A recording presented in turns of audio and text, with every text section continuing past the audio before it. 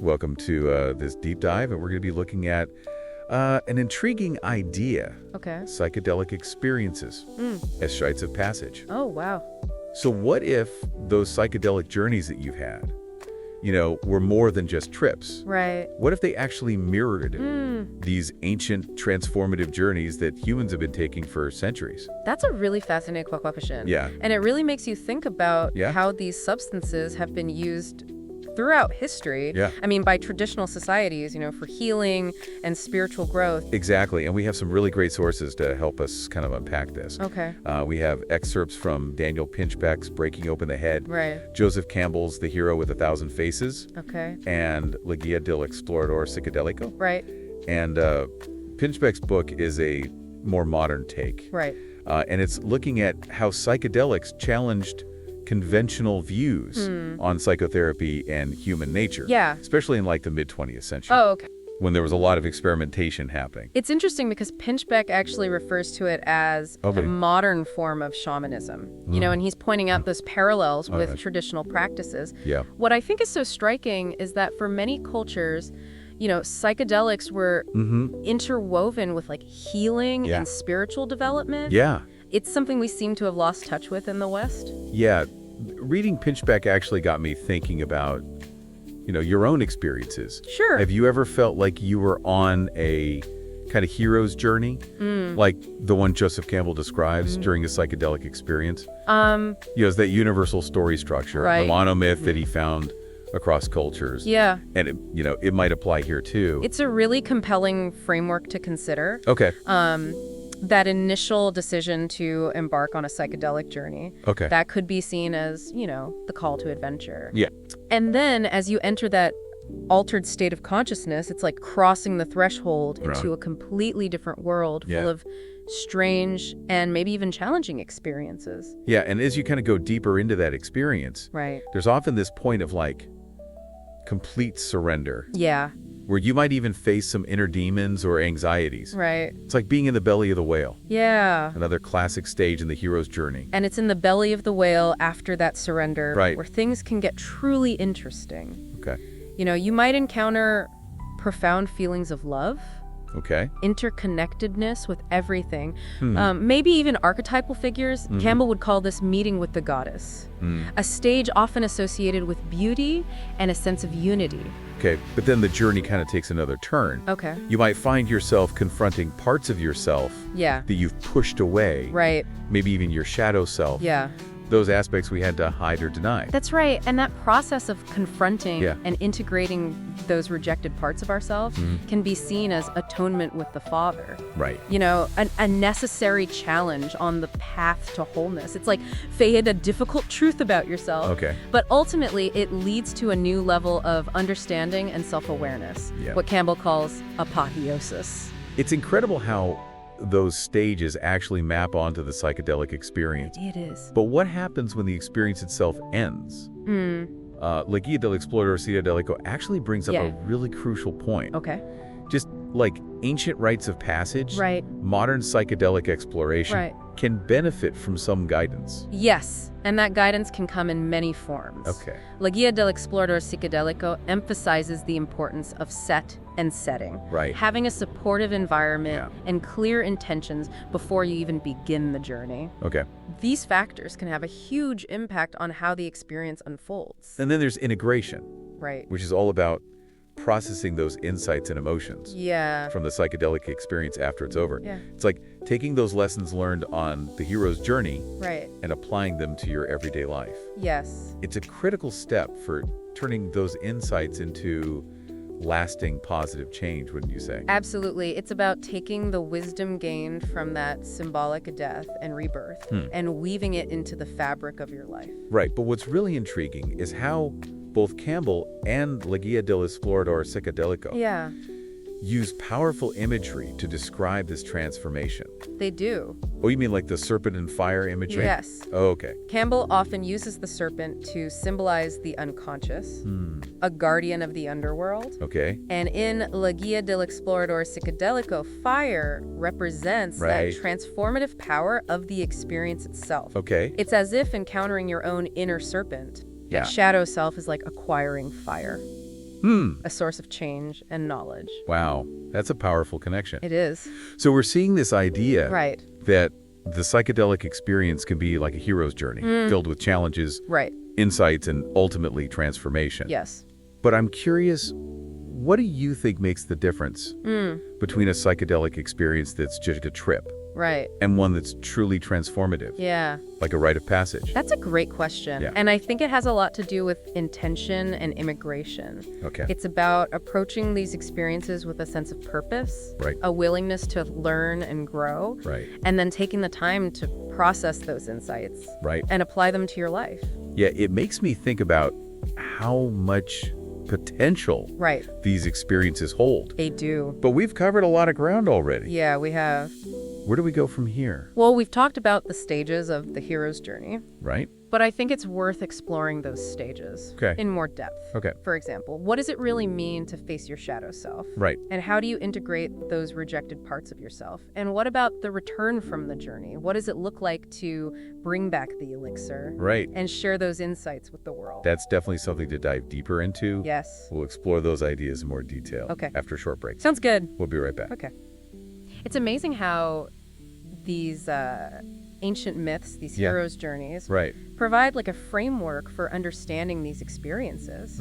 You know, they give us a way to make sense of the struggles, Right. the triumphs, Yeah. the transformations that can happen during a psychedelic journey. It's almost like those stories are already within us, just kind of waiting to be activated. Yeah, And psychedelics, in Right. a way, can be that key. precisely. And think back to those stages of the hero's journey. Okay. We discussed, you know, Yeah. the call to adventure, Right. crossing the threshold, Yeah. facing the unknown. All these elements can be found in a psychedelic experience. Right. But it's not just about recognizing those patterns. It's about using them to understand ourselves better, Okay. to heal old wounds, Right. to step into a new way of being. That makes me think about something Pinchbeck touched on. Okay, The idea that not all psychedelic experiences are created equal. right. Some might feel profound and transformative, Uh-huh. while others might feel more like, Yeah, well, just a trip. yeah. What do you think contributes to those differences? I think a lot depends on the individual, Okay. their mindset, Yeah. their intentions going into the experience. Mhm. La Guía del Explorador Psicodélico really emphasizes that aspect, Okay. the importance of preparation, Yeah. of setting clear intentions, Right. of creating a safe and supportive environment. It's like setting off on a journey with a map and a compass, Right. rather than just wandering aimlessly. And that brings us back to integration. Yes. It's not just about having the experience. Right. It's about what you do with it afterward. Yeah. It's about weaving those insights, those symbolic experiences Sure. into the fabric of your everyday life. Exactly. But it's also about recognizing that the path of transformation isn't always easy or pleasant. Okay. Campbell talks about the need to confront our shadow selves, Right. those aspects of ourselves that we've rejected or repressed. That reminds me of that story Campbell tells about Phaethon, Oh, yeah. the son of the sun god, Right. who tried to drive his father's chariot, Uh-huh. but ended up causing chaos and destruction Yeah. because he wasn't ready. Mm. It makes me think about how psychedelics can be like that chariot. Okay. Powerful tools that need to be handled with care and respect. That's a great analogy, Yeah. and it highlights the importance of having a guide, of approaching these experiences with humility Yeah. and a willingness to surrender to the process. So diving into the psychedelic realm without preparation Right. is like setting off on a hero's journey without a map, Right. without a guide, Yeah. without even knowing what kind of dragon you might encounter. Exactly. And while sometimes those unexpected encounters can lead to incredible breakthroughs, Right. there's also a real possibility of getting lost, Yeah. of being overwhelmed by the experience. It's like those ancient myths are cautionary tales, Yeah. reminding us that the path of transformation isn't always easy. Right. It requires a certain level of courage and commitment. And maybe even a willingness to face those inner dragons that Campbell talks about. Right. Those aspects of ourselves that we fear or try to hide from. He even uses the image of the ogre father, Okay. this terrifying figure who represents our own deepest fears and anxieties. Wow. And while that image might seem scary, Right. it points to a deep truth. Yeah.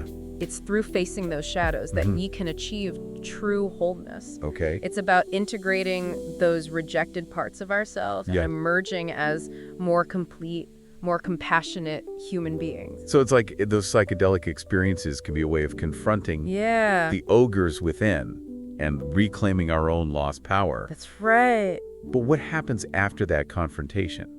What does that rebirth look like? That's where Campbell's concept of the sacred marriage comes in. It's this beautiful image of the union of opposites, symbolizing the integration and wholeness we can achieve through these experiences. So it's like those psychedelic journeys, those symbolic deaths and rebirth, can help us become more whole, more integrated, more fully ourselves. Yes. But Pinchtek also talks about how psychedelic experiences can sometimes be challenging, even difficult.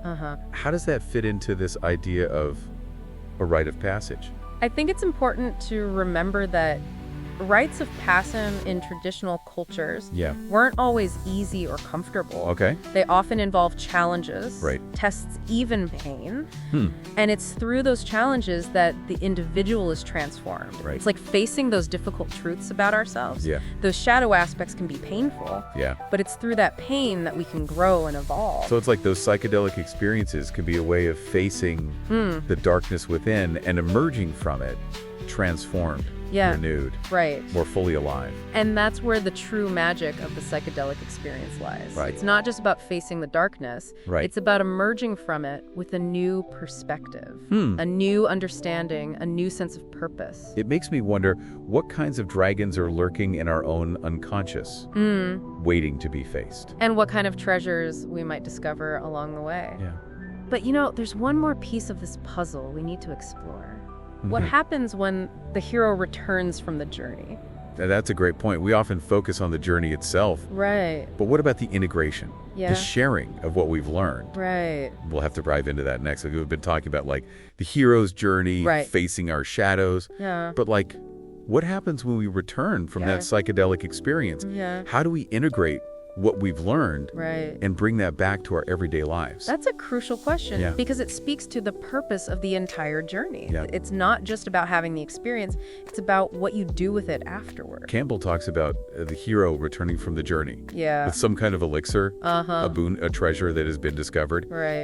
It makes me think about how those who have undergone these transformative psychedelic experiences might have a responsibility to share what they've learned, to help guide others along the path. That's a beautiful way to put it, and that sharing can take many forms. It could be through art, through music, through writing, or even through simply being a more compassionate and understanding presence in the world. Because ultimately it's about recognizing that we are all on this hero's journey together. Absolutely. Aren't we? Each of us has the potential to awaken to our own inner wisdom, to face our own dragons, and to emerge as more fully realized human beings. But that's not always easy.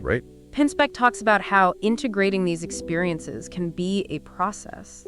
And sometimes it takes time to fully understand the lessons learned. He even mentions how some people might experience a kind of post-psychedelic blues after these intense journeys as they try to make sense of what they've been through and how it fits into their everyday lives. That's why having support systems in place is so crucial. La Guía de Explorador Psicodélico talks about the importance of integration circles therapy.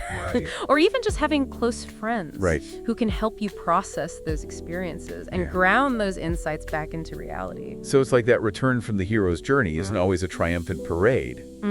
Sometimes it's about quietly integrating those lessons, those changes into the fabric of your being? Exactly. It's about finding that balance between the extraordinary insights gained during the psychedelic experience and the ordinary demands of everyday life. It's about weaving those two worlds together in a way. That makes sense for you. This makes me think about those ancient rites of passage. Yeah. You know, they weren't just about the individual's transformation. They were also about the individual's role within the community. That's an important point. It's like the hero returning from the journey brings back not only treasures for themselves, but also gifts for the community. They share their wisdom, their insights, their newfound strength, helping to elevate the whole group. So in a way, those who have undergone these transformative psychedelic experiences might have a unique role to play in our modern world. It's like they can help us remember Right. Those ancient paths of transformation. Yeah. Those ways of connecting with our deepest selves and with each other. Perhaps those who have walked through the fire of these experiences can help light the way for others, guiding them towards their own potential for healing and growth. And maybe that's part of the true meaning of the hero's journey. Yeah. It's not just about individual transformation. Right. It's about contributing to the collective evolution of humanity. It's about recognizing that we are all connected, that our journeys are intertwined, and that by supporting each other's growth, we can create a more beautiful and compassionate world. What a powerful message to end on. It is. As you continue on your own unique hero's journey, remember that transformation is possible. That within you lies the strength, the courage, and the wisdom to face any challenge and create a more meaningful life. Beautiful. Thank you for joining us on this deep dive into psychedelic experiences as rites of passage. May your own journey be filled with wonder, discovery, and profound transformation.